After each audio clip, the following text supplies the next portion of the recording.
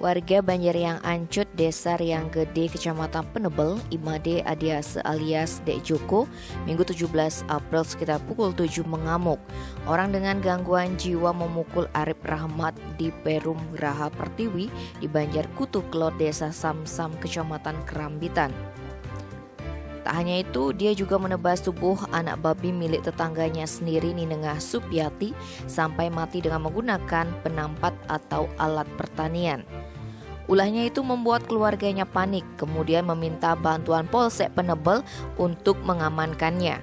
Meski melibatkan jajaran Polsek Penebel dibantu Samapta Polres Tabanan dan Satuan Polisi Pamong Praja, proses untuk mengamankan Adiase alias Dek Joko juga tidak mudah. Tak pelak, Kapolsek Penebel AKP Nyoman Arte Dana turun tangan untuk membujuknya. Namun lacur, saat akan menjepit tangan kanan Adiase, dia dipukul dengan kayu kelapa. Kata Arte Dana, pihaknya sempat memberikan peringatan tetapi tidak dihiraukan. Waktu naik ke pekarangan rumah, Adiase sudah marah-marah.